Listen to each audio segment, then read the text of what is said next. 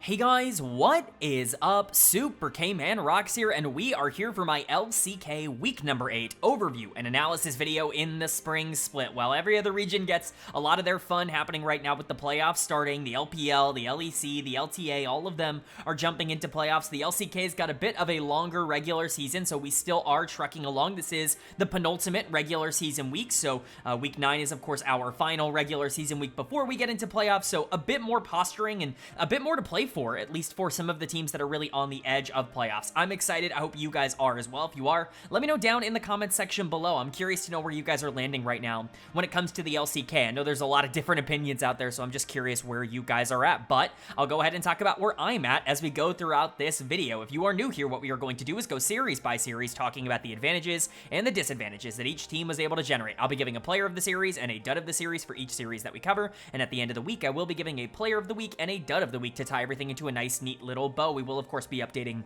my personal power rankings from number 1 to number 10 at the end of the week as well, to kind of talk about whether or not I think teams are getting better or worse, moving in the right or the wrong direction in terms of where they're standing in current form right now. But of course, that'll be saved for the end. Most of today will be spent talking about the series themselves, and that kicks off with day number 1. So without further ado, let's jump into our first series of the week, and it was the series of the week for basically everybody, the one we were all on the lookout for, the two top teams in the LCK going head-to-head. It was Gen.G taking on Hanwha Life Esports, and Gen.G is going to be able to pick up the 2-1 series win. They're going to be able to get the job done. They're going to remain undefeated. This is the first game that they've lost in like 2.5 months, which is genuinely absurd. I think they had won 20 in a row going into this series. Not series, like actual games in a row. They had not dropped even, you know, a game 1 or a game 2 or anything like that. But HLE is able to take a game 2 off of them. It's a pretty hard-fought victory, all things considered. And then games 1 and games 1 and 3 were just blowouts, in my opinion, bleeding out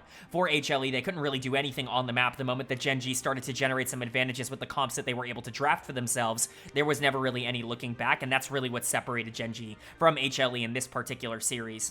Lot to talk about, lot to go over in terms of how we got here, but of course we start with Gen.G. The winning side here and player of the series for me is going to go to Chovy in the mid lane, and I know Chovy gets a lot of these on broadcast. I've been pretty generous, I think, in giving quite a few of these to other members of the team. Canyon got one last week, Ruler's gotten a ton, Duro's gotten a ton over the course of this split. Keen sometimes feels a little bit left out, and unfortunately, he's probably the one who feels the most hard done by Chovy winning it in this series, but I mean, come on, how is it not Chovy on the Renekton in game 3, and specifically, how is it not him for the Azir game in game number 1? If you want to argue that the Aurora for Keen and then being able to flex mid and top is really important, and Keen kind of opens that up and he should be player of the game for game 3, I kind of understand that, because game 3 was pretty open-ended. I think both Chovy and Keen both played a big part in why that game ended up going in Gen.G's favor, but Chovy's game 1 on that Azir was just gorgeous, everything you could possibly ask for, and so for the series as a whole, it's really hard to go in any other direction than Chovy. And, you know, again, I know I say this every single time, but the dude is like running away with MVP at this point, especially on the broadcast. It's not really all that close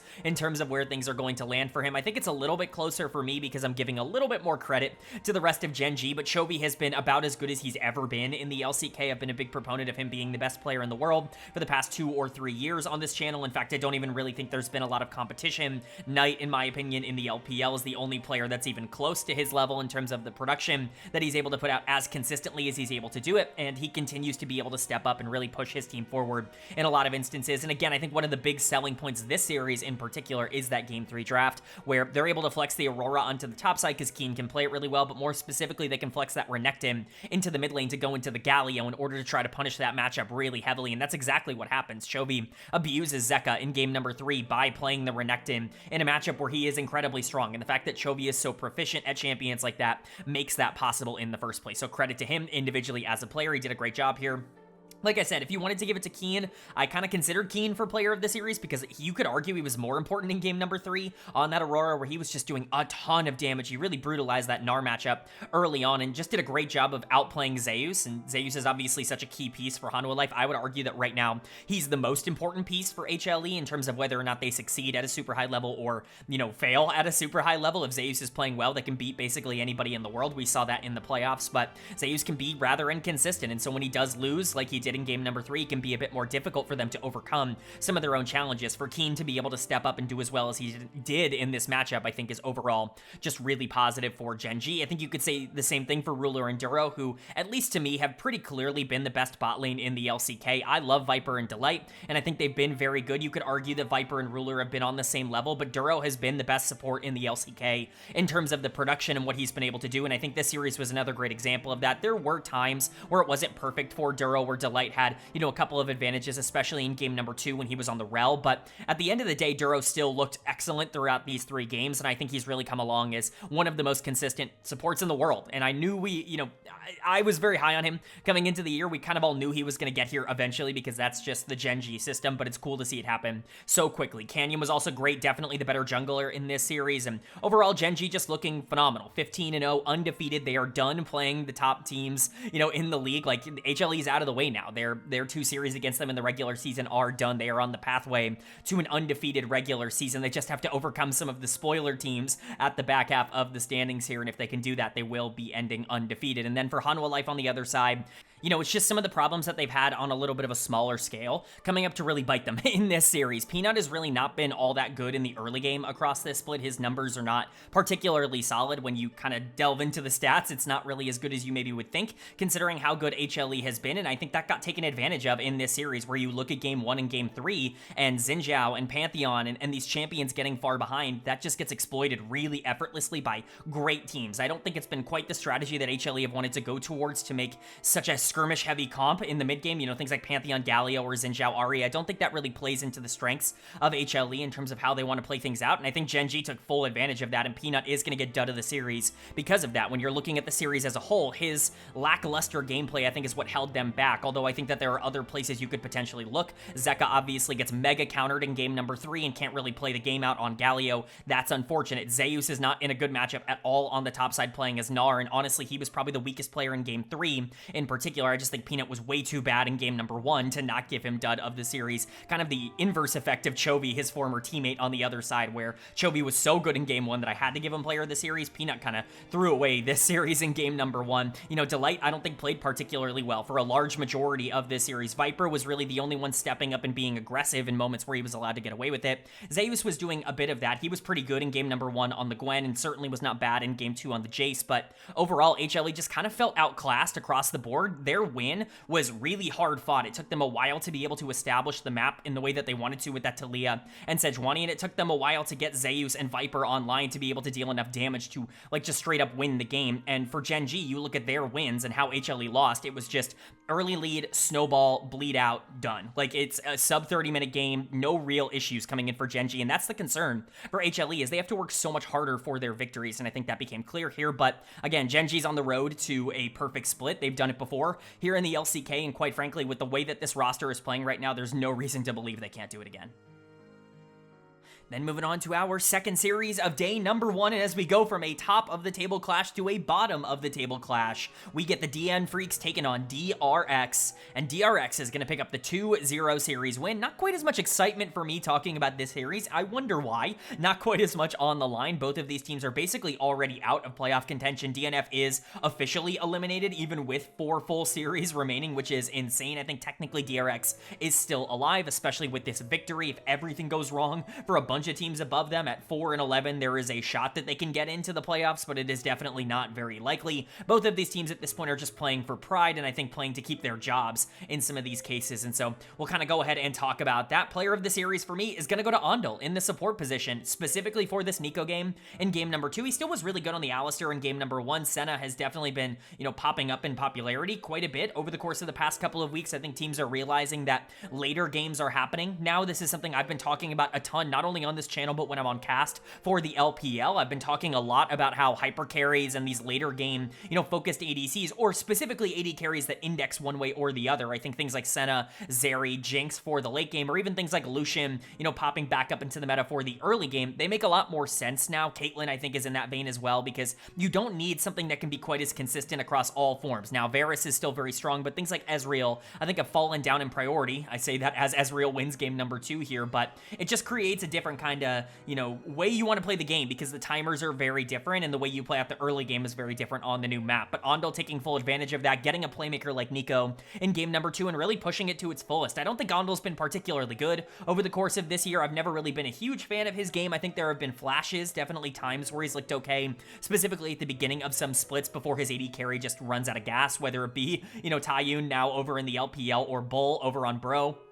Whoever he's been paired up with, it's really just kind of been, well, hopefully the AD carry can survive long enough to allow Ondel to do something. You know, Lazy feels one of the more talented ADCs I think Ondel has had the pleasure of playing with, and so being able to open up a bit more on the Nico looked really solid. And some of those pop blossoms by the end of game number 2 were absolutely ginormous in blowing up DNF. But it wasn't just him. A lot of players getting their mojo back in this series. Yucal played relatively well on the Rise and the Azir. He's been awful as of late, truly one of the worst players in the LCK after starting off so strong and after being so good in the LPL. Over the past couple of years, it's nice to see him have a good series, even if it's against a player who was completely running it in Bulldog on the other side. I think Rich did a pretty decent job this series of being able to punish Dudu, who's just completely mentally checked out. At this point, it's clear he just does not feel very comfortable playing with the rest of this team. Not that anybody on this team feels comfortable for DNF, but the solo laner's looking solid. Like I already said, the Senna in game number 1 for Lazy feel looking good. Sponge having a lot of pressure in the jungle because everyone is beating up on Pioshik right now. He's probably one of, if not the worst player left in the LCK. It's just brutal for them, but DRX with a nice 2-0 win that technically keeps their playoff hopes alive and hopefully gives some of these players at least some confidence heading in to the back half of the year. And then for DNF on the other side, Bulldog is the obvious choice for Dud of the series. I really didn't have to think about this at all. There's nothing even really to say. He is constantly making the wrong decision at the wrong time. I've said it multiple times on this channel, but I'm going to keep reiterating it for people who maybe aren't quite as familiar with what I've said in the past about Bulldog. This is a player who has consistently gotten worse over his time in the LCK, and what that tells me is that the coaching staff on this team is completely inept, and I think it's very clear to see where he has changed individually as a player and why things have gone, you know, worse for him over the past year than they did at the beginning of his tenure in Tier 1, and that's because when he came in, he was this really mechanically talented, very, I don't want to say selfish, but very, you know, resource-heavy mid laner that wanted to try and fight a lot early and play for himself, and that's kind of the solo queue experience. He was brought in as a solo queue star, you know, who had had a little bit of time in Tier 2, but really was kind of coasting off of being able to shoot up the solo queue ladder at such a young age. And then as he's played more in the LCK, you can see that they have made a concerted effort to turn him into more of a shove and roam, facilitative type of mid laner, somebody who plays more for the team. And quite frankly, I think it's just broken him.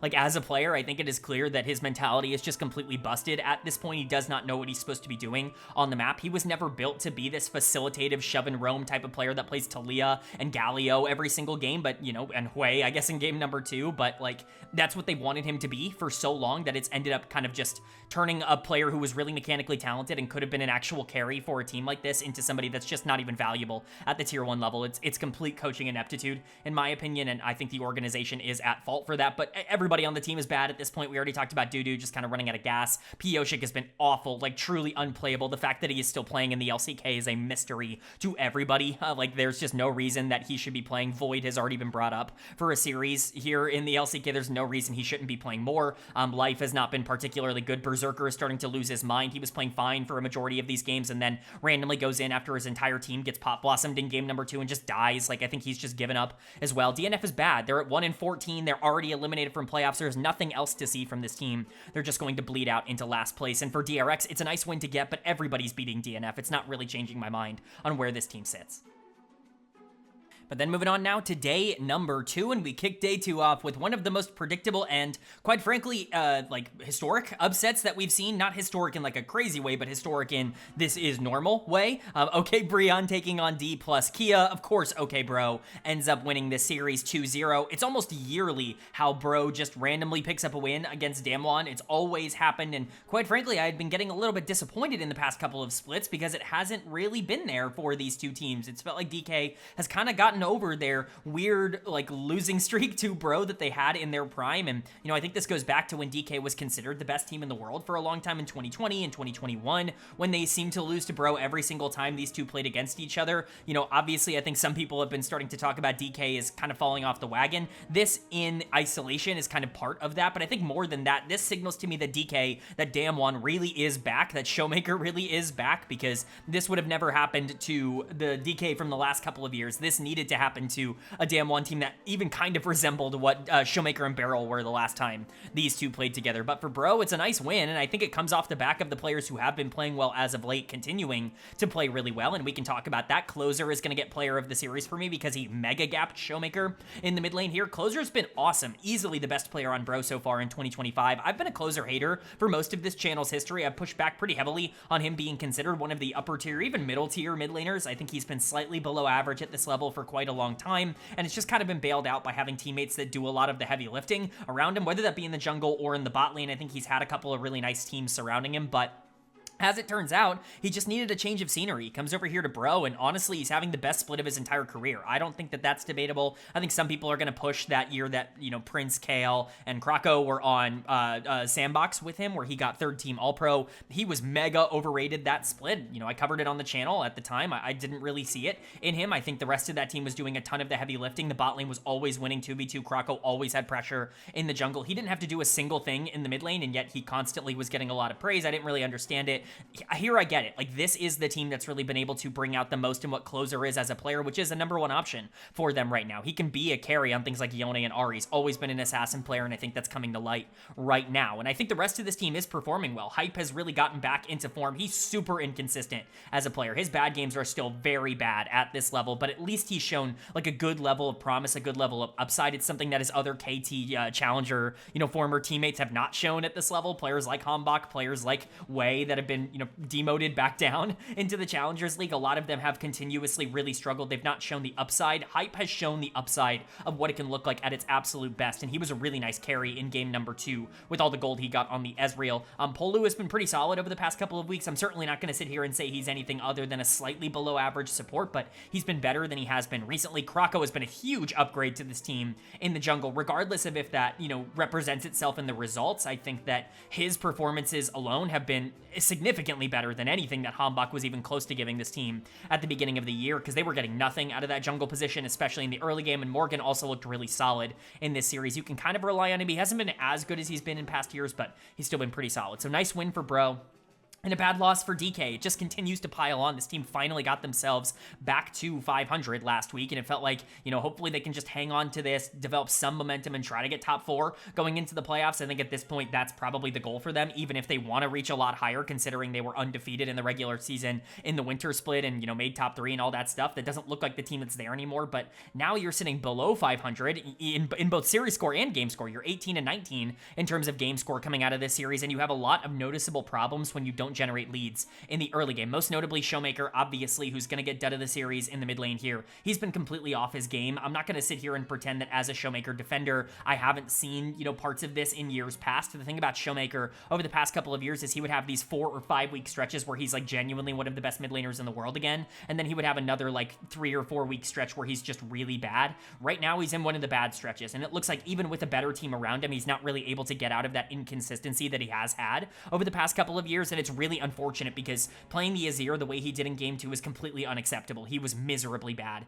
in that game, but it's the entire team. Like, Beryl's been one of the least valuable players in the LCK, as he has been basically every year over the past couple of years. Like, every year on DRX, including the year they won Worlds, he was very detrimental to that team in the regular season before, you know, turning it on in the playoffs, but specifically at Worlds. And then, obviously, KT Rolster last year was a bit of a disaster in a couple of different ways, but Beryl was part of the problem on that team. He continues to be more of an issue here on DK. He's just way too flippy as a player, and most of the time it does not come up good. I do not think Beryl is valuable. Again, I don't want to like rub it in DK fans' faces, but every single DK fan I saw on Twitter for the past 3 years was whining and complaining, oh, you know, Beryl going to KT, why didn't we get Beryl? We have Kellen. Kellen's so bad. Kellen's a better support than Beryl, and I think that has become more and more clear as we watched this year. They downgraded going from Kellen to Beryl, which I think is very funny, and DK fans, respectfully, I love you guys, do kind of deserve it for whining about it for so long. Lucid has definitely fallen off in terms of what his form was. This reminds me a ton of what Spring Lucid was last year as a rookie, or just didn't really ever seem to click. Krako was way better here. Lucid never had any pressure, and Shiwu is now starting to lose in the 1v1 because I think the morale on this team is just doomed. Like, DK is just plummeting down the standings, and I just don't know what you do to fix it at this point. But it's a nice win for Bro. They're still playing for playoffs, and it's very much still possible for them to be able to get into the top 6, especially if Dplus KIA ends up underperforming. They're only 2 games behind DK in terms of series series score. That's doable if DK continues their downward trajectory and a broken step up in the last couple of weeks. It's certainly not likely, but Bro putting themselves in a position where it's possible after this win. Then moving on to our second series of day number 2, and a predictable outcome here as we saw T1 taking on BNK FearX, and T1 is going to pick up the 2-0 series win. Pretty clean stuff coming in from them. I think that there were some moments where it's like, okay, maybe lock it in just a tad bit more than maybe you are at the current moment. I think that, given a few too many kills and a bit too much gold over to the Olaf in game number 1 did concern me a little bit. Some things happened in game 2. The Lucian wasn't entirely taken out of things. There was some back and forth action, but for the most part, T1 was the better team in this series by a pretty considerable margin, and I think you can look at a couple of key areas for that. BFX have really fallen off in terms of what they've been as a team in the past couple of weeks, and I think that was kind of exemplified here, where they just don't really have the talent to be able to go toe-to-toe with the team that has a pretty good meta read right now in T1 on the other side. So let's go ahead and talk about it. Player of the series for me is going to go to Doran in the top lane, although I think it's pretty up for debate for a couple of people. I think Gumayushi definitely was in the running for me in terms of how he played specifically the Senna in game number 2. I think Faker could have been in the discussion if you really wanted to do that for the Smolder in game number 2, but to me, Doran was the one who kind of separated himself in that second and final game of the series with those equalizers coming in on the Rumble, and specifically his positioning in a lot of those team fights. Shout out to BFX, new top laner coming in, Clear, has been demoted down to the Challengers League to start off this series. Kind of a long time coming in that one, and Soboro has been promoted up to the main roster. I believe that's how you pronounce it, Soboro, not Saboro. Obviously, I think it's still up for debate. It always is with LCK players. Let me know down in the comment section below, but I'm going to call him Soboro for the remainder of this review. He ends up coming in as the top laner here. Of course, he's played a very limited amount in the LCK before. I covered him on this channel many years ago in 2022. I believe he played 1 or 2 games for Bro when he was in their system, forever ago when that team was just really, really bad. He spent some time over in the TCL over in Turkey, kind of getting his feet under him. Wasn't super successful over there, but at least got to play some international games, came back and was the top laner in the Challengers League for BFX for this year, and, obviously is getting the promotion here because Clear has not been particularly good. Doran very much taking advantage of that and kind of capitalizing on a player that maybe doesn't have the same kind of experience. Doran is still very good, and honestly, I think Doran has kind of been undervalued by a lot of people so far in 2025. I actually think he has been more of a positive than a negative to T1 so far this year. I don't know if you're necessarily going to get that, and I think it's especially hurtful because Zeus is doing so well on Hanwha Life that you're probably comparing him to that kind of output. He's certainly not been an MVP caliber player, but has he been like a borderline all-pro caliber top laner?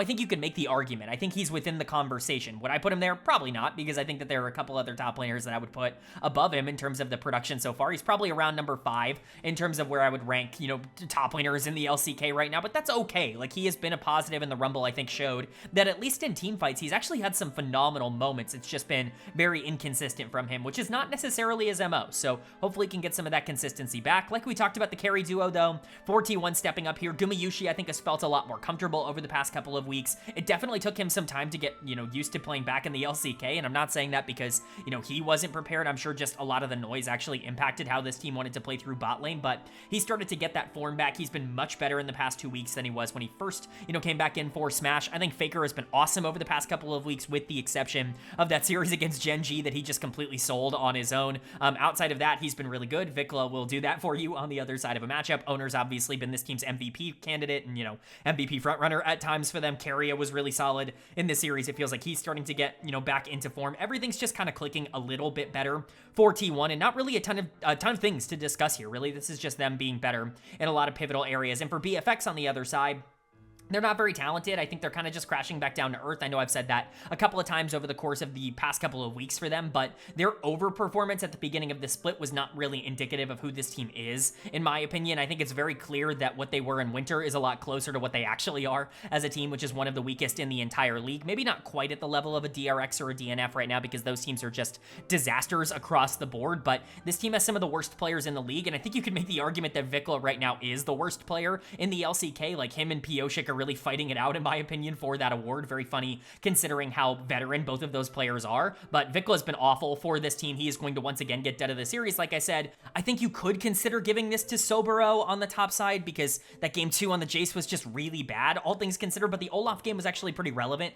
in game number 1, so I'm not going to fault him too much for that. Vikla was worse across both games, definitely was worse in game number 1 on the Annie, so he's going to end up getting this award. Again, he's probably been the worst player in the LCK. He can't really be an average or slightly below average mid laner player at this level because you're playing the best mid laners in the world every single day. Like, there are 5 or 6 teams in the LCK that have elite, like, top end of the level, you know, mid laners. Right now there's 5, and I think you could make the argument that KALX is kind of, you know, on his way to being that. He's certainly talented enough to be in the zone, and Nongshim is a very talented team around him. Like, if that's one of your easier matchups in the league, like, that's a problem. Like, going up against Faker, this isn't just a one-off. Like, you got to play guys like this every single week, and that's why Vikla has ended up struggling so much, because he's just not at that level to be able to survive. We've seen it with other bottom-tier mid laners, players like, of course, Bulldog over on DNF, that I think really stand out in a similar vein. But there is a positive for this team, that, of course, being Diablo and Kellen down in the bot lane. I still think people are a little bit too high on what they've been the past couple of weeks. The narrative was established that they are the strength of this team, and while Diablo is definitely still doing a lot of the heavy lifting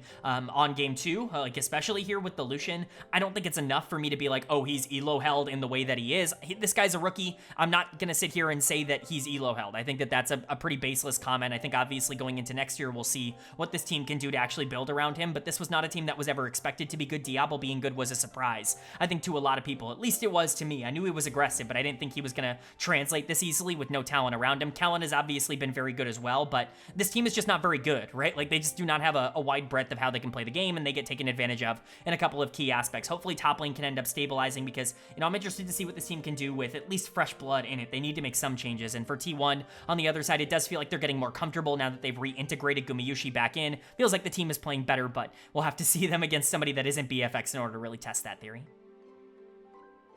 Then moving on now to day number 3, our middle day here in the LCK, and we kicked off day 3 with a very obvious matchup between Gen.G and DRX, where Gen.G is going to pick up the dominant 2-0 victory. You know, there were some moments in game 2 where I think things could have become a bit more interesting for DRX. Rich was in a decent spot on the Gnar. Sponge wasn't entirely behind on the Poppy, and it looked like Lazyfield was going to be relevant as that game continued to go along with the Senna, but unfortunately, look at this draft. It's so difficult for Senna to be able to play the game really at any point, and unfortunately, no matter how long the game ended up going, there was no way Lazyfield was ever going to be involved in the way that he needed to be in order to keep DRX in it, and that meant that Gen.G had a pretty easy time being able to scale this out for a victory. So many difficult ways to dive the backline. Obviously, Nocturne Galio makes Senna basically unplayable because her range is just moot at that point. There's no way for her to stay safe in any of these fights, which is like her #1 tool, but I think the Tristana getting super fed on the other side obviously didn't help much either. I think obviously the story here has less to do with anything that actually happened in the game,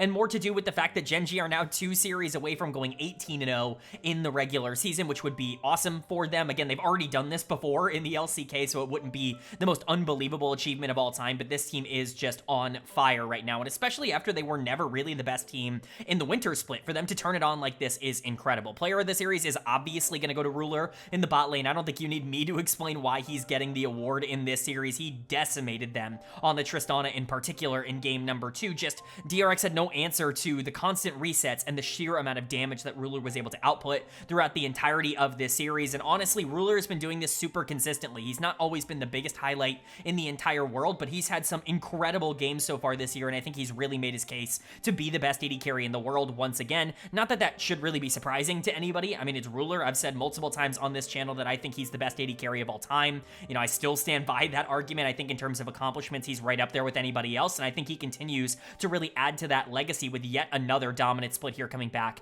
to the LCK, what a lot of people consider to be the best region in the world. So credit to Ruler. He still was very good, by the way, on Lucian in game number 1. I'm not trying to discount his Lucian game, just really you're giving him player of the series for this Tristana game in game number 2, where he absolutely eviscerated DRX. I think the rest of the team is also really solid. Duro is incredible, and you know, I'm not going to sit here and be like, oh, I'm a genius for calling out Duro last year as somebody you had to keep your eye on. You know, I think I did, or almost gave him an all-pro nod, even though he only played half the split for Sandbox. That's how good I thought he was in the support role for them, but we all should have known that this guy was going to turn into a superstar the moment that Gen.G went and picked him up, regardless of if you saw what I saw from him on Sandbox. They did that to Delight when he was on Bro, and I didn't see nearly half of what I saw out of Duro out of Delight, like before he came to Gen.G. I think this organization just clearly shows the ability to turn whichever support they bring in into a monster. As long as they're moldable enough and have like a baseline mechanical skill set, like they can teach you the game in a way that just makes you an absolute menace at any level, and that's exactly what's happened once again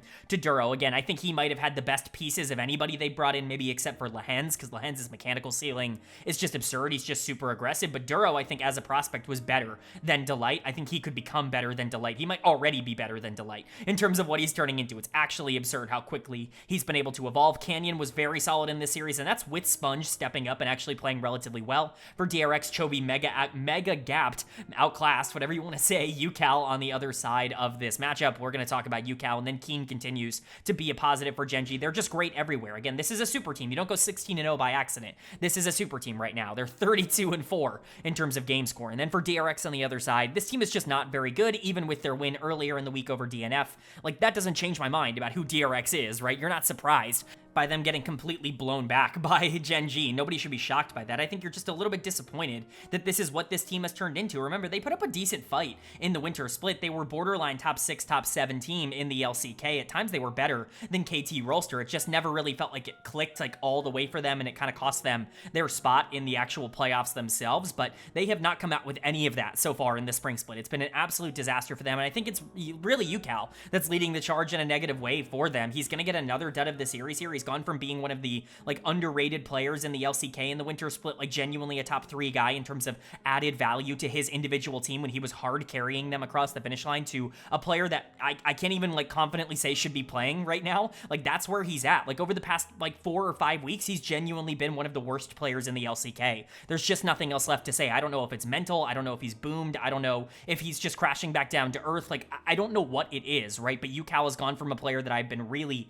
like cheering for and kind of, you know, saying like, I wish he was on a better team. It's kind of unfortunate that DRX is not going to be able to go up against a lot of the better teams in the league, to like UCal is actively dragging this team down. And, you know, players like Sponge and Rich and Ondel are actually stepping up and doing some interesting things, and UCal is the problem on this team. It's just so disappointing to say that. Obviously, there were problems elsewhere. Ondel wasn't particularly good in this series, even if he was earlier this week. Duro mega outclassed him. Lazy Feel should have been relevant. Like, he should have been solid. But again, the Senna just kind of took that away in game 2. Even if I like the pick, this was certainly not the draft for it. Sponge was solid. Rich was solid, but he made a gigantic error in the back half of game number 2, just going in without the rest of his team chasing way too far. That really ended up, you know, putting DRX in a bad situation. It just really wasn't ideal, and DRX just kind of showing that they don't really have the talent to be able to overcome the myriad of minor mistakes that they make throughout every single game, and Gen.G is more than happy to take advantage of that situation. So credit to Gen.G, they continue to look great, and the undefeated season is very much within reach for them. Then moving on to our second series of day number 3, and this is a big one, certainly a big outcome at the very least. It's NS RedForce taking on KT Rolster, and KT is going to pick up the 2-1 series win. I'm going to be honest, I did not see this one coming. I'm not saying that this is the biggest surprise in the world after KT had really bursted back onto the scene, but this team is on a ridiculous hot streak right now ever since Perfect came back into the lineup, and obviously there, you know, as part of that has been an upgrade to the team. Perfect has been awesome since coming back in the top lane, but everything just seems to be working out a bit better for KT Rolster right now than it has at any point this year, including when they were like technically a top 3 seed heading into playoffs in the winter split. It just feels incredible for them right now. For NS, this is obviously a pretty disappointing loss. I think that there are some interesting takeaways from this series. First off, they have a roster change coming into this. Jiwoo has been sent down to the Challengers League, which is pretty surprising. I think for a lot of people, I've been, you know, kind of lower on Jiwoo than a lot of other people have been across this split so far. I just don't really think he's been all that good for NS. I think they've been able to hide a lot of his weaknesses in lane by playing for basically anyone else, and so I'm not shocked by the decision. But Vital coming in, I think Vital is a player that has, you know, kind of a negative reputation in the LCK community for how he played for NS before this team got good last year, and so certainly an interesting decision. I think Vital was fine in this series. He wasn't the problem. We'll see what they do moving forward. But for KT, this is an awesome win. Like, is this not a top 4 team in the LCK right now in terms of the form that they're in? NS was top 4. KT is on fire, and it's everybody. And specifically, it's this bot lane that stepped up in this series. Dekdom is going to get player of the series pretty obviously for me. Didn't really have to think about this one all that much. He was obviously the guy in game 3 on the Jinx, but he was still very good in game 1 on the Jhin as well. And I think it's both of those styles that really really index into why Dectum was a player that I liked on this channel for such a long time. Remember, I've been a big Dectum defender over the course of his entire career, going back to his time on Nongshim and Team Dynamics, you know, when he first came up to Tier 1 and kind of qualified for the LCK, and then his time on Damwon. I was really a player that was kind of defending him and talking about how he was a lot more valuable and a lot more consistent for that team than he got credit for. He was kind of scapegoated there. DRX was a disaster when he was on it, and so it's just really hard to kind of get a grasp of whether or not he was in the right or in the wrong, but he was really good for FPX last year, probably their most consistent player throughout the entirety of the year, and a big reason why that team ended up making playoffs over in the LPL. And so it just feels weird to see the narrative around Dectum be that he's never been good at any point in his career. I've always pushed back on that on this channel, and you know, that didn't look good at the beginning of this split because he was playing the worst he has ever played, in my opinion, at a Tier 1 level. But it seems he's settled in. He's finally found his little, you know, hole that he can play in when he's playing with KT, when he's playing with Cuz and BDD, and, you know, Peter coming in and playing support. I think things have just gotten better surrounding core-wise for Dectum, and he's really started to step up and actually be a gigantic positive for this team. Over the last 4 or 5 weeks, he's been a top 4 or 5 AD carry in the LCK, and if he's going to be able to keep that up, that's going to be the difference between KT being, you know, a playoff team, but not a particularly dangerous one, to a team that is likely to get out of the first round in terms of how things are going. So excited to see that for KT. Obviously, Peter has, you know, part to do with that. I think Peter's been pretty good over the past couple of weeks. Dectum has definitely been a little bit better across that entire span, but this was a great series in particular for Peter. Completely outplayed Lehens, and honestly, that's a pretty difficult thing to do. Lehens isn't always a player that you can judge by his KDA. I've said that a lot over the course of this channel's history, especially when this team is losing, because he's often the one that is out there trying to make plays, and so he's gonna die when the team is behind. It just is the way that it is. But watch the way that Peter ends up playing out a lot of these mid games. He's the one that's pushing the tempo. He's the one that's playing really aggressive, even on something like Lulu in game number 3. It's just really good looking stuff from Peter as a player. I think there is still a lot of praise to be given to BDD in the mid lane. It's funny because he's probably been the player that's blended into the background the most during this winning streak. I still like BDD. He's not been quite as influential as maybe everybody would make him out to be. You know, he's still a very good mid laner, and again, I feel so bad because it feels like I'm always pushing back on BDD hype, but again, he's not really been the reason that this team has gotten back into form. He's always been good, and so you just kind of have to hope that he's going to be able to keep his own form up, which so far has been the case. It's been Cuz and Perfect on the top side really flipping as well. That's really been a positive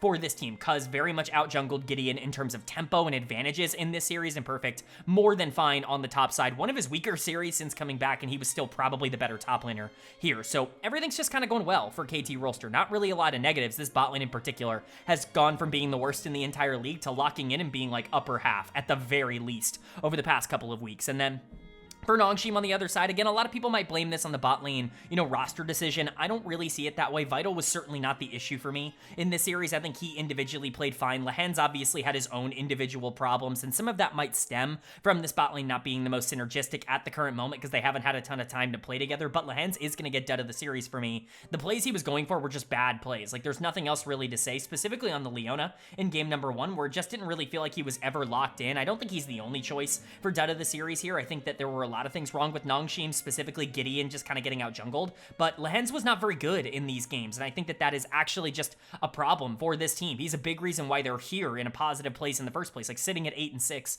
He is a big reason why this team is still able to push up and be aggressive, and if he's not going to play well, that is a major issue. And Gideon, obviously, you know, not being good is also a problem. He's been really excellent across this year. I don't want to say like a pleasant surprise for this team, but certainly has been better than people were anticipating. I think he showed flashes of this on Bro last year when he was given that opportunity, but to be given a full-time job and actually step up and be like one of the better junglers in the entire league has been impressive, but not here. Cuz has really gotten back into form, and Gideon was unfortunately on the other end of that. Calyx has, I think, not necessarily carried over that early form that he showed in the LCK. It's kind of been more meh from him over the past couple of weeks. Kingen, I think, has not been dominant in the same way, but he's probably been this team's best player over the past couple of weeks, which is not ideal. You know, Nongshim has kind of become a team that's very similar to Dplus KIA for me, where it's like, okay, they're good, but are they great? Probably not. They're not a team that's going to be competing for top 3 really under any circumstance, and we've kind of been waiting for a reason to dethrone them from number 4. We thought that was going to be because Dplus KIA was getting back into form, but as it turns out, it might be KT Rolster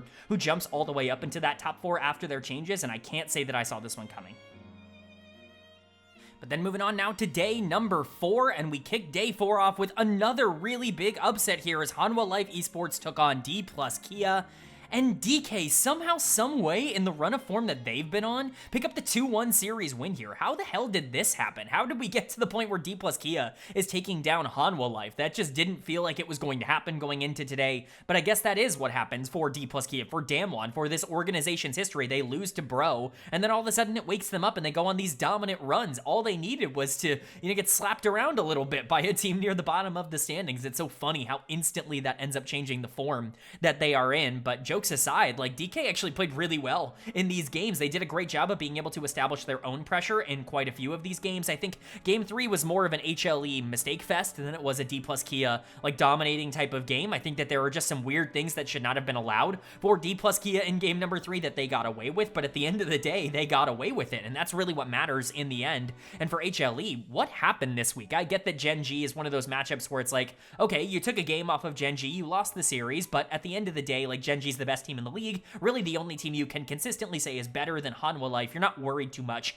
about that loss, but they follow it up here with another loss. Like, a 0-2 week should just not be happening for a team of HLE's caliber, and I think a lot of people are kind of in that zone right now, so let's go ahead and talk about it. Player of the series for me is going to go to Showmaker in the mid lane, although I definitely considered a couple of options for this. It should be one of the solo laners. I think it absolutely kind of has to be.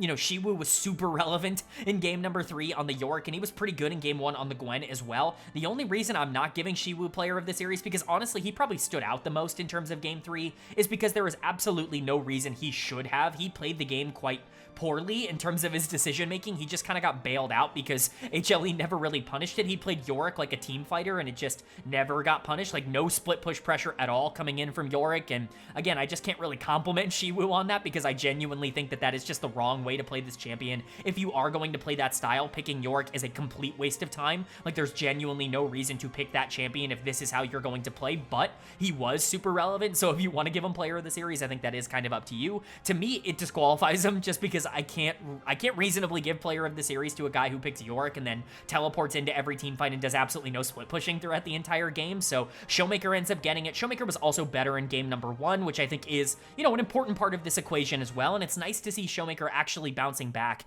and putting himself into a good position. We talked about it before. He goes through these rough patches every single year where he just plays really bad over the course of a stretch of time, but he always seems to, like, figure it out at some point and just kind of get back into form. And when he does get into form, even when he's playing his bad games the past couple of years, it's really, really good. His good form is still just as good as anybody else's in the world. And so I'm not super worried about Showmaker. It's all just really about the mindset that he starts playing these games with, and I think he was more relevant here. Lucid somehow, someway got a billion stacks on Kindred in game number 3, even though Peanut was playing Nidalee and just, should have been pressuring him out at all times. He just didn't do it. We'll talk about that with Peanut on the other side. Aiming was pretty consistent. Everything aiming is. Beryl had a couple of great engages in this series, but for the most part, this was a solo lane dominant series, in my opinion, for Dplus KIA, and I think that's a really positive sign. Again, Shiwu is always a player that I felt like you could kind of count on if you're DK, but Showmaker getting back into form is a really big deal for them. And then for Hanwha Life on the other side, some good and some bad. Like, I'm not going to sit here and pretend like everything they did this series was wrong. Game 2 looked really good, and I think there are a ton of good takeaways from that second game. I think Peanut, Zeka, Viper, all of them looked really solid at being able to capitalize and kind of push forward in that second game. And the problem is, they only really lost game 3 because of their own individual mistakes. They had gold. Zeka was on Corki, and while he's not great at that champion, it's kind of highlighted historically that it's not always been his best pick, and I think Corki mid is just generally not very good. He has carried on it before, and he certainly should be in a position to be able to carry in game number 3, but the problem is, like, you're just so behind in tempo somehow when you're playing Nidalee, Xayah, going into Kindred, Victor, Jinx, Yorick, like, no early game pressure coming in from DK. Somehow, someway, they were able to scale up and play neutral the entire game, and it's entirely HLE's fault. It's why dud of the series for me is going to Peanut in the jungle, because as much as I want to sit here and be like, well, Peanut really wasn't all that bad mechanically, which he wasn't. He was kind of in game number 1, but he was pretty good in game 2. He was pretty good. He was okay, mechanically speaking, in game 3. Like, the mental mistakes in game 3 were just ginormous, and quite frankly, Peanut had a really bad week from a macro perspective. The thing he's supposed to be one of the best in the world at, that I constantly talked about him being the best in the world at. So just a very weird week, all things considered, for Peanut. I think he will bounce back, but maybe I'm being too harsh. I just hold him to a really high standard, and he did not come close to that in terms of decision making across this week. I think you can give some, negative credit to Delight or Zeus, who I don't think played perfectly throughout this series either, but to me, it really was the decision making and just overall how they played the comp of game number 3 that really bit HLE in the butt and allowed DK to really play out the game that they wanted to play and give them every tool they needed to win this series. So HLE ends up going from like guaranteed top 2 to now it's actually up in the air depending on what happens with T1 towards the end of this regular season. It's a lot more interesting than it should be, and I don't think people saw that coming. And then for Dplus KIA on the other side, this is massive. This puts them back at 500, and I believe this locks them for playoffs. I think that they would have been in a little bit of trouble, not trouble, but they would have had to actually step up in the final week of the regular season had they lost this like they were expected to do. But because they went out there and won this series, all of a sudden a lot of those concerns we talked about earlier in the week, they're kind of gone. Like, you kind of know where this team is going to be at this point, and as long as they get into the playoffs, they've got enough talent to be able to make a surprise run. But then moving on to our second series of day number 4, and another predictable outcome, pretty easy week for this team. It was the DN Freecs taking on T1, and T1 is going to get the job done. They're going to pick up the 2-0 series win, although I say all that, game number 2 was a fiesta, and quite frankly, the fact that T1 walked out of that with a victory is pretty unacceptable for DNF. You're going into a Nidalee, Lucian, you know, even Nocturne Orianna comp with a Bard as a support. Like, you really should not be scaling well 45 minutes into the game at being able to front-to-back team fight against a team with Victor and Ezreal and Trundle and Sion. Like, the fact that they were able to walk out of that series with, you know, a victory in game number 2 is just genuinely absurd, and it shows the talent difference that's on display between these two teams. But credit to T1 for being able to get it done, and it does put them at 11-5 in terms of their record. The reason I bring that up is because it is very much in play for them still to get a top 2 seed going into playoffs, and top 2 is like the most important thing. Now, every single seed matters because it is basically a gauntlet style format in the playoffs, but top 2 is really the important one because you might only have to win one best of 5 in order to qualify for MSI, which is gigantic. You're guaranteed top 3 no matter what. You basically you do have to win one, you know, best of to go to MSI. If you win the first one, you win the entire league. So definitely keeping that in play for them, and they did it really off the back of Gumayushi, who was easily the choice for player of the series here. Yeah, I'm pretty sure Guma's, you know, feeling a lot more comfortable now. It does feel like a lot of the negativity surrounding his appearance here in T1 has kind of been lifted. He's been much better over the past couple of weeks than he was, you know, really when he first came back. I know I've talked about that pretty extensively, but it really took him a bit of time to feel comfortable playing at the tier 1, like LCK level again, which feels like a weird thing to say for a guy who I was really singing the praises of for a majority of last year. Like, I was going to bat for Guma regularly as the guy who got T1 to the World Championships. I think he was like a first-team All-Pro caliber AD carry, like one of the best in the world in 2024. And so to see how he started the year, to see everything that was happening with Smash coming in and just being a different kind of player, Guma, definitely somebody who I feel a little bit better about on Misfortune and Lucian, where Smash is going to play Zeri and Jinx. Like, it's just a little bit of a different setup, right? To see, you know, Guma come back in, them start to move a little bit more in favor of those early game AD carries that Guma's a little bit more comfortable on, and now he started to perform well. Like, it's what you want to see. You want to see this team click. You want to see them play at their absolute best, whatever version of that team that is, and Guma absolutely carried them in this series. I think that there are some people, a lot of people out there, T1 fans, that, you know, I get it. Like, a lot of T1 fans, especially casual ones that post online, maybe they're not the most, you know, knowledgeable on how drafts are composed or things like that, but I see a lot of people making the argument that Nocturne Orianna is the reason that this game was going awry. I want to make it very clear to T1 fans, like, respect to you guys, it's not the champions, it was the gameplay in this one that really made it more difficult. Faker had a miserable game on Orianna. He just was not very good. This is one of the champions I play the most. Trust me, I understand how to play this matchup. He did not play the Orianna well in this one. I think he'd be the first one to tell you that. I think that was really the only reason this game ended up going long and why Guma had to bail them out on the Lucian in the back half of this. Of course, having Doran on the Nidalee, having him dominate lane and then become entirely useless in the back half of the game because that's what that champion does is not super ideal, but pretending like this was some sort of ginormous draft gap when it was clear that they wanted to index into trying to snowball the game out of control. You know, I just don't think that that's necessarily fair. Nocturne Orianna can very much still work, regardless of what Reddit wants to tell you. I just think that it wasn't really executed here, and they're lucky to have an AD carry that was good enough to be able to bail them out in that situation. So credit to Guma, he stepped up. Doran generally played really well in this series. It just, you know, he kind of handicapped himself playing that Nidalee in game 2, a pick and a champion that I continue to be kind of against in terms of how it's played, because the only goal of it is to get a gigantic CS lead and then do nothing with it. So what's even the point of the gold lead in the first place that Nidalee is able to generate? It just feels kind of like a pointless pick in the meta, but it does work. Like, there are games where it wins, and I can see the idea behind it. I just think it's very greedy, and you can only really get away with it if you're way better than your opposition, which of course T1 is in comparison to DNF. So some minor criticisms of how T1 ended up playing, but at the end of the day, all they really need to do is walk out with some wins, and that's exactly what they're doing to set themselves up to get a top 2 spot, or at least to play for a top 2 spot. And then for DNF on the other side, they're the worst team in the league. I mean, come on, what else even is there to say? I've already gone through it at this point. Everybody kind of played bad here. I will say credit to the top side of the map. Pioshik playing one of his better series in a while, at the very least tried to capitalize on the fact that Nocturne Ori was not in a good spot come mid-game, and then Dudu I thought was actually pretty good in this series, but, Bulldog was awful. Berserker was really bad in this series, which is not necessarily reflected in his KDA, but he did not play well. Bulldog is done of the series, by the way. He is once again the worst player on the Rift. He has just completely fallen off. I will stick by what I said earlier. He gets worse every single game, clearly, because he's trying to be something that he's not, and at this point, even the thing that he was is gone. Like, you've just completely, worked the good player out of him, which is really unfortunate to see, but this team is a disaster, and there's really no point in me going in depth on them. There's nothing else I can really say. They moved to 1-15. They're the worst team in the LCK, one of the worst teams in any major region. And then for T1 on the other side, we already talked about it, but this team needs to keep their foot on the gas. There is a real chance that they're going to MSI, especially now that Hanwha Life looks a little bit more vulnerable than maybe they have in recent weeks. You never really know what can happen in, one best of 5, because that's all that needs to, really happen for T1. Remember, in a gauntlet style format, it's not double elimination. You just need to win on your given day. If T1 puts themselves in the right situation, gets themselves hot and comfortable at the right time, then who knows? They could be the team that's representing the LCK.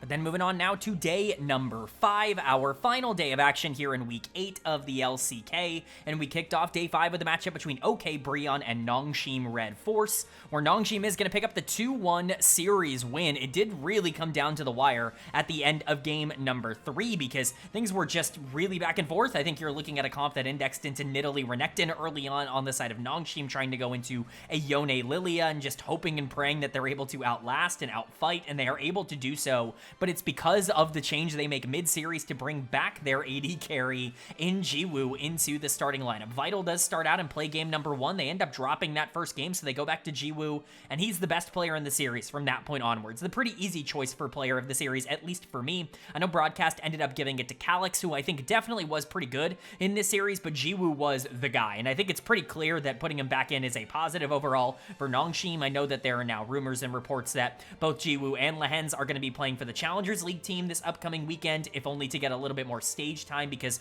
NS has the weekend off in terms of their scrim schedule, and so they didn't want the weekend off. They wanted to go play some games, and so they just gave him some Challengers League run. I imagine they will be the bot lane moving forward. Unfortunately for Vital, he got only a couple of games in order to kind of test out his ability to get back into the lineup. He didn't play particularly well in those couple of games, but we've seen some players take some time to get up to this level, so, we'll see with Vital. I don't think he's a player to count out. I thought he looked really good as a support when he did come in as that last year. We'll see if that ends up being something a bit more permanent for the team, but Jiwoo, obvious choice here. The Kalista in particular in game 2 was absolutely gorgeous. You don't often see Kalista Rakan as a bot lane duo that teams want to go towards, but it really worked for NS. Not only were they able to get that prio early on in the 2v2, but Rakan was a nuisance in the late game with the ability to just constantly knock up the opponent and just really create a lot of these bad situations for Kalista to capitalize on. So credit to Jiwoo there, and obviously he was successful on the Senna in game number 3, another pick that's gaining a lot of popularity throughout the week. Overall, he just was the best player on the Rift, and I can't really think of going in a different direction. Calix obviously was really good, but he also was a little bit too greedy at times, even on the Corki in game 3, where he was really relevant down the stretch there. You can look at a couple of plays in terms of the positioning that he had where it just really wasn't perfect for him moving forward. I would still imagine that Calix is going to be fine. Closer was really good on the other side, and Calix went toe-to-toe with him. I think that's a good comparison for what you can hope Calix can be for this team, as a player as good as Closer that can kind of compete for being top 6 or top 5 at any given time, but isn't necessarily like a superstar there. Maybe he gets above that at some point in his career, but at least for year 1 as a rookie, or at least as like a technical rookie, he should be a player that just survives at this level. You need everybody else to step up, and they did so here. I thought Lehens played fine here. A lot of really aggressive, engages from him. Not that that should be surprising to anybody who knows Lehens, but a lot of them were really positive, and Gideon definitely was better in this series than he was earlier in the week. So credit to NS. This was a needed victory for them. This gets them significantly back above 500. 9-7 is certainly not a record to scowl at. This is a really good place for NS to be, all things considered. I know that it wasn't exactly a perfect loss earlier this week to KT Rolster, but this was a really nice bounce back series for them. And then for Bro on the other side, you know, they're Bro. Like, I love that they upset Dplus KIA earlier this week. I think that that's really funny, all things considered. And this team did play pretty well at parts in this series, specifically the mid-jungle duo, which continues to just be the strength of this team. No shocker, these two have been successful together before on Sandbox, you know, in the past at this level. But unfortunately, the rest of the team is not quite as consistent, even if I can't really be mad at Bro. I think they actually played pretty well across this entire series, all things considered, with the exception of Game 2, which I think was pretty clearly in favor of Nongshim. But dud of the series for me is going to go to Polu in the support position. You know, Polu is fine. Like, I think at this point, I just kind of know what he is as a player. He's played enough at the tier 1 level where I can kind of, you know, lock in on what kind of player he is, which is to say a slightly below average, if not like a decent amount below average type of support. Maybe not one that's always going to be the worst in the entire league. There's going to be some positive plays to go along with some of the negatives, but for the most part, you're not going to get a ton out of him. Honestly, the player I would compare him to in terms of how his skill set translates and just generally what I think a career trajectory could look like is Ondel right now on DRX. He reminds me a ton of the Kwangdong Freecs version of Ondel, who I think could look good with a better bot lane partner. Hype is fine. He has good moments and bad moments. He's just inconsistent as a young, unproven, inexperienced player at this level. But I think for the most part, he's not going to elevate a bot lane ever, and you're going to kind of hope that you can hide him in most situations. And unfortunately, in this series, that just did not end up coming to fruition, specifically on the Poppy in game number 3, but really on the Alistar in game 2, where I thought he played quite bad.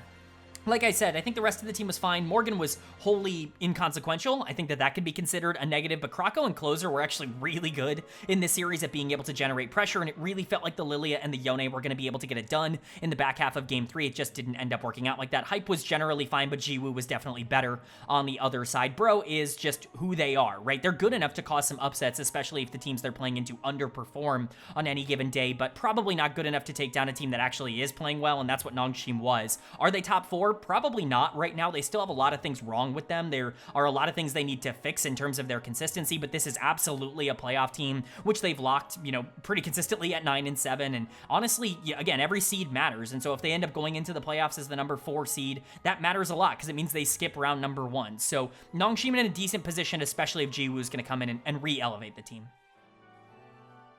But that's going to bring us to our final series of the week here and our second series of day number 5. It was a matchup between BNK FearX and KT Rolster, where KT is going to pick up yet another victory, and they're going to move themselves up to 9 and 7 as well. So not only are they above 500, which for a time in the spring split did not look like it was going to happen for KT Rolster, but they are so far above 500 that they are trying to get themselves into a top 4 spot. It's genuinely absurd where KT have been able to finish after being so hot at the end of the regular season. They're neck and neck with Nongshim right now in terms of who's going to be able to get a top 4 spot. They're above Dplus KIA in the standings. I just didn't think that that was going to be possible. This win also locks them into playoffs. It had already, I believe, locked them into playoffs with just how things have gone. The top 6 are secure going into the final week of the regular season, but KT just have to be so excited. Now they are officially above 500 in terms of game score as well, which I don't believe they have been at any point this split up until this point, so really great stuff from KT Rolster. And then for BFX on the other side, it's just not good. Like, this team is not particularly consistent, and they do make a roster change here that I do think actually kind of upgrades the team. Daystar comes in the mid lane for Vikla, who's just been kind of a disaster for this team. It's just not enough. KT is too on fire right now, so even though they are able to pick up game number 1, it's not enough to be able to take the entire series. So let's go ahead and talk about it. Player of the series for me is finally going to go to BDD. Would you believe it if I told you this is the first one he's gotten so far in the spring split? It feels like a crazy thing to say about him because he got so many of these in winter, but honestly, when he was the best player on the team, KT wasn't winning a whole ton. Like, there weren't a lot of games where KT was actively going out and like picking up a ton of series victories and BDD was the best player on the Rift. Typically when this team won, it was because BDD was playing well, and then, you know, one of Perfect, Cuz, Dekdem, or Peter actually stepped up and carried the game. I think that's what kind of separated this team. When BDD was the only one actually playing well, and when he was the, you know, main character of the team wasn't finding any success because everyone else was losing. So, you know, I'm not taking that out on BDD. I don't think that's his fault, right? I don't think it's like a Teddy situation where, oh, you know, when this guy's the number 1 option, the team loses. Like, I don't think it's quite as clear cut as that. I think BDD is absolutely good enough to be the number 1 option on a playoff team. I think it just goes to show how important it is that the rest of this KT Rolster team actually steps up and wins their own individual lanes to allow BDD to really showcase his skill set, which I think he did well here. Obviously, you can point out the Rise game in game 2, but the Syndra game in game 3 was really excellent. And I mean, it's just picture perfect. That scatter of the week at the end of the game, the 3-man scatter, the perfect setup, was just about as much of a dream scenario as anybody could have ever possibly asked for on that champion. Some people are pretty low on Syndra right now. I think she's playable. I don't think she's particularly strong, but I think especially in Fearless, the later you go, the more value you can start to put on a champion like Syndra. When some of our champions are out of, you know, the meta and then out of the ability to be picked, especially like Ahri and Akali on the other side being gone, even something like Ryze that can open up the map a little bit more. I think Syndra becomes a little bit more palatable in those instances, and BDD is just way too good at this champion to really ever justify not picking her. So credit to BDD. He's been great and super consistent across this split, and he finally gets a player of the series that he's desperately deserved, but the rest of the team has finally started stepping up. Cuz was awesome across this week. I do see some comments that I want to kind of address here, because there are these, like, there's a lot of people out there that are like, oh, you know, Cuz is so good, like, he's been a top 3 jungler in the league this year. Let's pump the brakes, my guy. Like, I get that recency bias is incredibly strong in the LCK, but let's not pretend like Cuz was playing like Pioshik for most of this split, right? Like, he was miserable, like truly awful for a majority of 2025. Up until this point, he was not good in winter, and he was horrible at the beginning of spring. He just started to turn things around over the last like 2 or 3 weeks. He's been very good for this team. He got player of the week for me last week, so I'm certainly not trying to tell you that his current form is bad. Just let's try to keep our heads on about ourselves when we say that Cuz has been a top 3 jungler this split. I think you'd have to actively just throw out like 50% of his games in order to believe that, which I'm not willing to do. Dectum and Peter are also back on track. Peter's been awesome over the past couple of weeks. I don't think he's getting enough credit for just how good he's been for KT. Genuinely one of the best supports in the league over the past couple of weeks. Dectum's obviously been super consistent. You know, Jhin, Ashe, Ezreal, these are the things he's going to be playing for the most part. The occasional hyper carry every once in a while that he can get away with. He doesn't need to play these early game, you know, Misfortune, Lucian type of champions. It's not really what he does. Let him play the utility ADCs, and then Perfect was really the only player who didn't have a good series, but he's pretty inconsistent as it goes anyways, even if I am a big fan of his. So, you know, for KT picking up the 2-1, it's nice, and it gets them at 9-7, which is all that really matters. And for BFX, losing this, not terribly surprising. I think obviously another new player coming in the middle of the split is never a good sign that things are going in the right direction for this team, but Daystar definitely upgraded this team in terms of how he played in the mid lane. I'm certainly not saying he was good enough to go toe-to-toe with BDD, who was way better than him on the other side, but he definitely tried. He wasn't really making a ton of mistakes, and he had a couple of really nice plays throughout this series. I would love to see him continue to play for the foreseeable future, because it's not like you were getting anything out of Vikla, so you might as well give Daystar a chance. I think this is unfortunately one of those series where it's like, well, your main win condition didn't really step up, and so you couldn't quite be as competitive as maybe you wanted to be. Kellen is going to get dud of the series. Diablo and Kellen have been excellent across this split. I think both of them have actually made like an all-pro case down in the bot lane, and people will say that about Diablo. People will not say that about Kellen, because they've already made their mind up about Kellen as a player from his time on previous teams. I've always been a huge Kellen glazer and a huge Kellen defender on this channel. He is not nearly the player that the community thinks he is, but this was a pretty bad series, probably his worst as a member of BNK FearX. But if this is your worst, like, he still was useful at times, especially in game 1 on the Nautilus. Like, let's be real, like, there are worse series than this played by players like Beryl pretty regularly, and so, you know, you'll take it. It's unfortunate, though, because if Diablo and Kellen aren't dominating in the bot lane, this team has no chance of winning games. There's nobody else here that can do anything. Raptor was miserable in game number 3 on the Pantheon. Saburo in the top lane was, you know, fine. Like, he was probably better than Perfect, honestly, especially in lane throughout a lot of the series. It just really wasn't enough. But if Diablo and Kellen aren't able to completely decimate their opposition, if one of them ends up underperforming, in this case Kellen, it's pretty difficult for BFX to be able to overcome that. So they are now sitting at 5-11, but KT at 9-7 have guaranteed themselves playoffs. A feat that kind of looked like it was going to be up in the air for most of this split. It's really nice to see them kind of live up to their potential and finally start to lock that in. They're definitely playing the best that they have throughout all of 2025 right now, and it's a great time to do so. All right, but that is going to do it for my LCK week number 8 overview and analysis video here in the spring split. Only 1 week remains here in the LCK before we jump into playoff action. As a reminder, the playoffs are quite strange, as you can see from the qualification up on the screen. We know the 6 teams that are going to be qualified for playoffs. We even kind of know where they're going to land in terms of, you know, who's going to be locked in for what spot, but still a couple of things up for debate as we reach the end of the regular season here. We can see where these teams have locked in by the color coordinating, highlights that they have on this standings page. Of course, you can see what that correlates to down at the bottom, but I'm going to go ahead and talk about it. And while I'm talking about that, I'm going to talk about my updated power rankings, which you can see to the right of every single team. You can also see change, which is how they have changed from last week to this week. We can go over any risers and fallers. Not a ton of changes, but definitely one major change to talk about. First and foremost, Gen.G has guaranteed themselves upper third round, which essentially means they're guaranteed top 2. At this point, they're guaranteed top 1 because they're 16-0 and they're plus 28. There's no way. Even if they lose their final 2 series, they will guarantee be the number 1 team. It's not even close. They would have to, really stretch it out in order to be in any sort of danger, but Gen.G has been so dominant that, remember, because of the way that this format is structured, top 2 teams play each other. The winner of that is immediately the champion. The winner, the champion of the split, like the winner of the spring split, only has to play 1 best of 5 in playoffs. So definitely a lot on the line to get top 2, and that's why it's important for Hanwha Life and T1 to both lock in. With HLE going 0-2 across this week, what looked like a foregone conclusion for them getting top 2 is now in jeopardy depending on what happens in the final week. T1 is right on their tail. Both of them have guaranteed themselves top 3 no matter what, but only one of them will be able to get into that upper bracket round 3 matchup and not have to go through the bottom part of the bracket, quote unquote, which would mean taking on whoever makes it out of the first 3 teams and then also beating whoever loses that upper bracket matchup. It's a big advantage to get into the top 2, and HLE do not want to throw that away. For now, even with their 0-2 week, I'm going to keep them at number 2 in my power rankings. I think that they are a team that will continuously step up in the best of 5s as they have always done.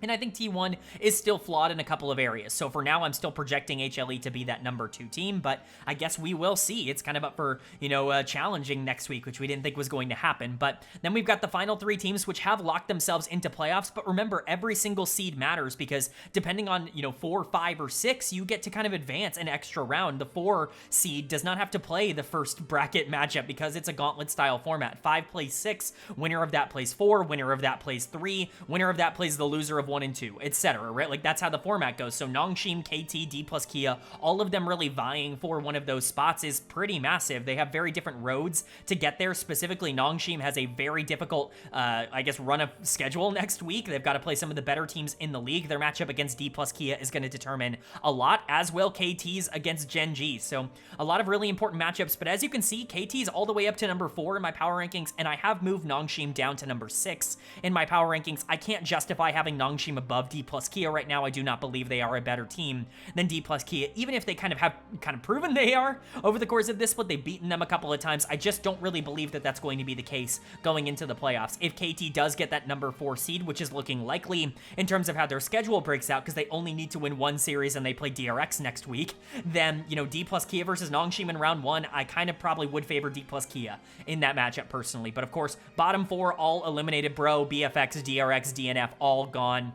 Whatever order you want to put them in is fine. I have them the order and they that I had them last week, right? Like, no changes there. I don't think we saw anything out of these teams this week that really changed my mind. But let me know what you agree with or disagree with down in the comments section below when it comes to my power rankings or when it comes to my projections of where the standings will land. Let's go ahead and move on to my player of the week and my dud of the week, though, for week number 8. My player of the week, it's going to go to Gumayushi, the AD carry for T1. Man, has he had a tumultuous 2025. I think that that's really the only fair way to put it. Obviously, there's been so much drama surrounding the bot lane situation on T1. It's nice to see him finally getting comfortable, and boy did he get comfortable this week. The Senna at the end of the BFX series in game number 2 was ginormous, and then he really dominated DNF, and he kind of carried T1 over the line in game number 2 when, Faker and Owner were kind of making some mistakes and Doran had fallen off on the Nidalee. So credit to Guma. I thought he played really well this week, and he is deserving of player of the week. The only other player that I really considered, and it was a really big back and forth, was Guma or BDD, the mid laner for KT Rolster. BDD was excellent this week, and if you want to give him player of the week, I certainly have no qualms against that.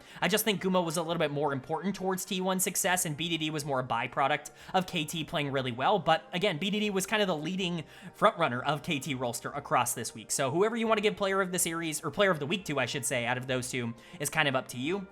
The honorable mention I gave is to Chovy, because basically anytime there is an open spot on the honorable mentions list, it's going to go to Chovy. That's just how it goes. He was really good in both of Gen.G's wins. Maybe not quite as dominant or flashy as he's been in the past, and that's why he wasn't really in the running for player of the week, but certainly more than good enough for an honorable mention alongside BDD. And then my dud of the week is going to go to Bulldog, the mid laner for the DN Freecs. This felt like a pretty easy answer here. He was awful across both of the series that they played. Peanut's going to feel pretty, lucky to not get dud of the week here. I don't think Hanwha Life looked particularly good, especially in that second series this week against Dplus KIA, and so for him to be able to avoid Dud of the Week I think is a good sign, but Bulldog was simply just worse in every aspect, and even if the expectation is higher for Peanut, it's hard for me to go in any other direction. So Bulldog is going to get my Dud of the Week, and Gumayushi is going to get my Player of the Week, but that's going to do it. I do hope you guys enjoyed. If you did, leave a like. It really does mean a lot to me, lets me know you guys are enjoying the content, and it does help get this video out to a lot more people, which I'm always very appreciative of. If you're new here, hit the subscribe button. Of course, we're going to be covering next week, the final week of the LCK